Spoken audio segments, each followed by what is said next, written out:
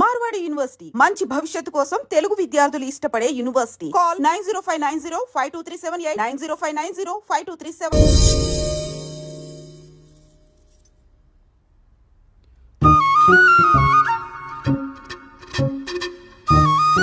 తింటారా?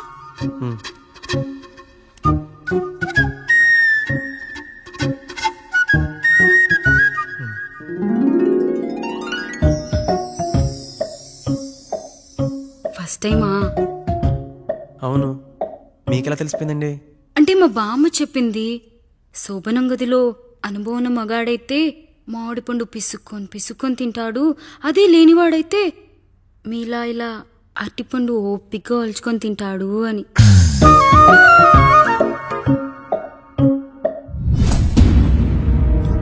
ఏంటవి? అవేంటో తెలీదా? ఫ్రెండ్స్కి పెళ్ళని చెప్తే హ్యాపీ బర్త్డే అనుకొని బెలూన్స్ ఇచ్చారు. ఫీల్ అవుతారు కదా అని 4 అక్కడ కట్టాను.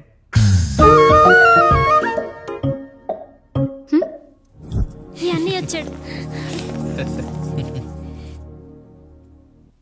పిల్లల గదిలోకి వెళ్ళారా? వెళ్ళారండి. మీరెంత ఏంటి ఇంత రాత్రి అయినా ఇంకా పడుకోలేదా? మీరు లేనిది ఎప్పుడైనా పడుకున్నామా అన్నయ్య? అందరం కలిసే కదా పడుకునేది మావయ్య. సరే సరే, అందరం పెద్దోడి గదిలో పడుకుందాం. ఈ రోజు వాడి శోభనం కదా, అసలే కొత్త. పక్కనుంటే ధైర్యంగా ఉంటుంది. పక్క నుండి దగ్గరుండి జరిపిద్దాం. పదండి.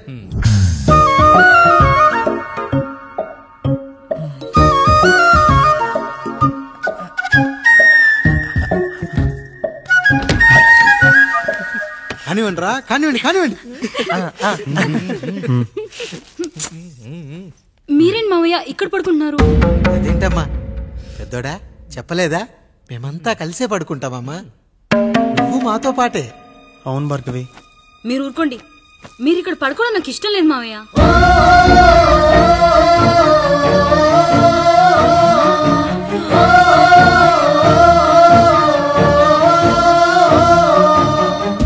అదేంటమ్మా అలా అంటావు? ఎన్నో చూసాం, ఎన్నో చేశాం. దుక్కి దున్ని కోత కోయకుండానే ఈ విత్తనాలన్నీ మొలకొచ్చాయంటావా తల్లి? అవన్నీ నాకు తెలియదు మావయ్య. మర్యాదగా బయటికి వెళ్ళండి.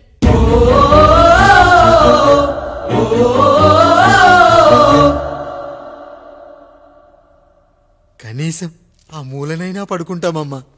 నువ్వైనా చెప్పరా పెద్దోడా? అంటే తను ఇబ్బంది పడుతుంది కదా నాన్న.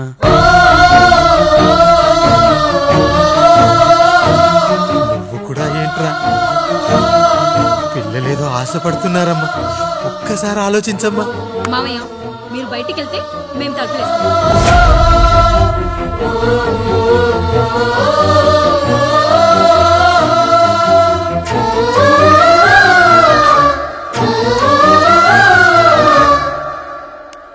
వేసుకోండి అమ్మా, వేసుకోండి.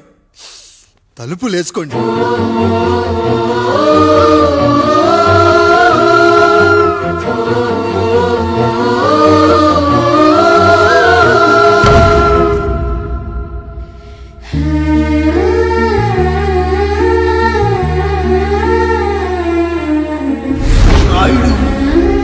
బిడ్డలు జాగ్రత్త.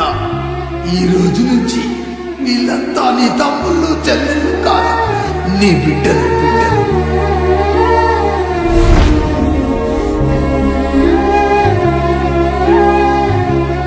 జానకి, ఏమండి? సావిత్రి, ఏమండి? లక్ష్మి, ఏమండి? మన గదిలోకి పదండి. ఇక నుంచి ఎవరి పిల్లలతో వాళ్ళ గదిలోనే పడుకోవాలి. ఇది ఈ రోజు నుంచి ఈ వంశానికి రాస్తున్న కొత్త శాసనం. అయ్యా అలా అరకండి అయ్యా. మీరు లేకుండా మేము ఎప్పుడైనా విడిగా పడుకున్నాం. అంతా కలిసే కదయ్యా పంచుకున్నాం. వెళ్ళరా వెళ్ళు. నీకు భార్య ఉంది, నీకు పడగది ఉంది. వేసుకోండి రా, మీరు వేసుకోండి. తలుపులు వేసుకోండి. మీరు కూడా ఏంటండి పిల్లలేదు? చిన్న పిల్లల వాళ్ళని ఉయ్యాల్లో ఆడించేటప్పుడు పక్కనే ఈ నాన్న కావాలి. బడికెళ్ళేటప్పుడు పక్కనే ఈ నాన్న కావాలి. గుడికెళ్ళేటప్పుడు కూడా పక్కనే ఈ నాన్న కావాలి. కానీ శోభనం గదిలో మాత్రం పక్కనే ఉంటానంటే బరువయ్యాను జానకి, బరువయ్యాను.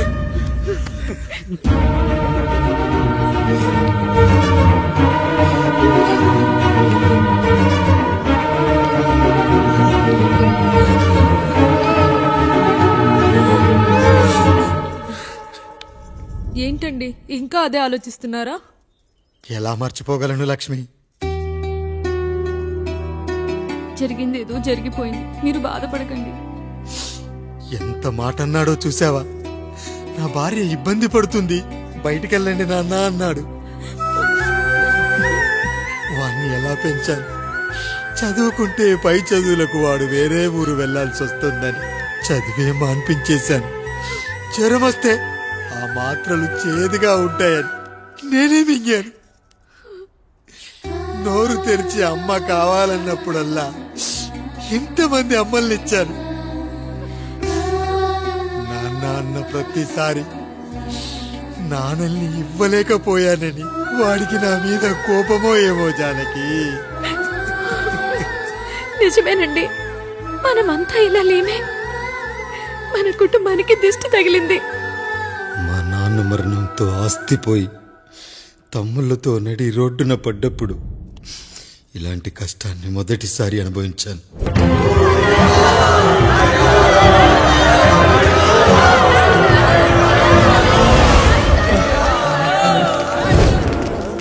ప్రజల్లారా, నా బిడ్డల్లారా, నా జీవితం మీకే అంకితం. మళ్ళీ జన్మంటూ ఉంటే మీకోసం తిరిగి వస్తాను.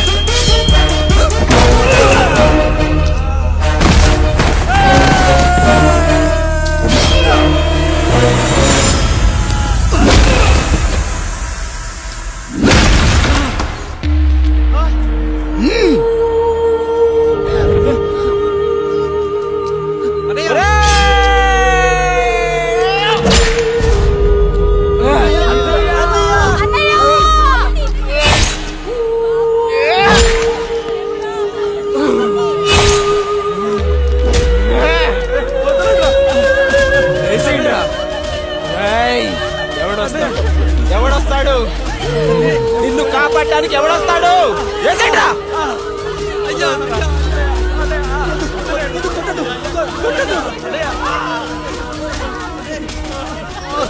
కష్టం వస్తే ఒక్కసారి నాన్న అని పిలవరా, ఆ సమాధిలో చైనా లేచొస్తా.